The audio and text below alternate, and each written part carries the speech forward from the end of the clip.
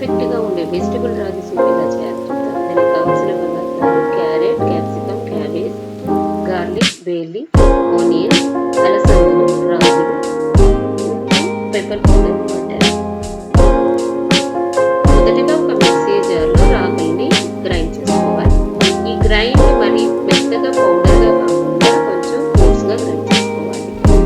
మనం రాగి పౌడర్‌తో కూడా తయారు చేసుకోవచ్చు. కానీ కొంచెం కోర్స్‌గా వేసుకున్నామంటే అది మనము సూపు తాగేటప్పుడు కొంచెం చాలా బాగుంటుంది. తర్వాత మనం తీసుకున్న అలసందల్లో సగం అలసందల్ని పేస్ట్ చేసుకోవాలి. సగం అలసందలు అలాగే పెట్టుకోవాలి. తర్వాత ఇప్పుడు ఒక సాస్ ప్యాన్ తీసుకొని దానిలో బటర్ వేసుకొని మొదటగా తెల్లగడ్డ, ఒక బే లీఫ్ వేసుకొని అది కొంచెం ఫ్రై అయిన తర్వాత ఆనియన్స్ వేసుకొని ఫ్రై చేసుకోవాలి.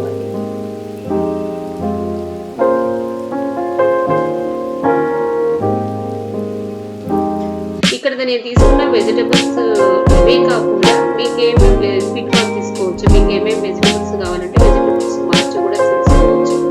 తర్వాత ఒక్కొక్క వెజిటబుల్గా వేసుకుంటూ దాన్ని కొంచెం బటర్లో బాగా ఫ్రై చేసుకోవాలి. క్యాబేజ్, క్యారెట్, క్యాప్సికమ్ ఇవి ఎంత సన్నగా తరుముకున్నామంటే అంత బాగుంటుంది సూప్కి. ఇవి కొంచెం ఫ్రై అయిన తర్వాత అలసంద కూడా వేసుకొని కొంచెం ఫ్రై చేసుకోవాలి. ఇవి బటర్లో బాగా ఫ్రై అయినప్పుడు బాగుంటుంది. తర్వాత దీనికి తగినంత నీళ్లు పోసుకోవాలి. ఇక్కడ మనం తీసుకునే వెజిటబుల్ క్వాంటిటీ, రాగి క్వాంటిటీని బట్టి మనము వాటర్ని పోసుకోవాలి. ఇక్కడ నేను 1 to 2 cups ఆఫ్ వాటర్ పోసాను. తగినంత ఉప్పు వేసి ఈ నీళ్ళని బాగా తెల్లనివ్వాలి. తర్వాత మనం గ్రైండ్ చేసి పెట్టుకున్న అలసందల పౌడర్ని కూడా వేసి తర్వాత రాగి కోర్సుగా తయారు చేసి పెట్టుకున్న రాగి పౌడర్లో నీళ్ళు వేసి కలిపి ఆ నీళ్ళను పోస్తూ సూప్లో పోస్తూ మనం కలుపుతూ ఉండాలి. తర్వాత దీన్ని బాగా తెల్లనివ్వాలి. దీనికి తగినంత పెప్పర్ వేసుకొని వేడివేడిగా సర్వ్ చేసుకోవాలి.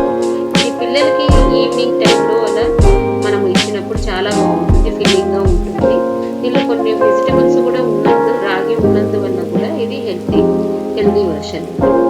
తర్వాత ఇది బాగా తెల్లేటప్పుడు స్టవ్ ఆఫ్ చేసుకొని సర్వ్ చేసుకోవాలి. చూడండి ఎంత ఈజీగా మనము ఇంట్లోనే తయారు చేసుకున్నాము. ఎంతైనా ఎప్పుడైనా home made is the best.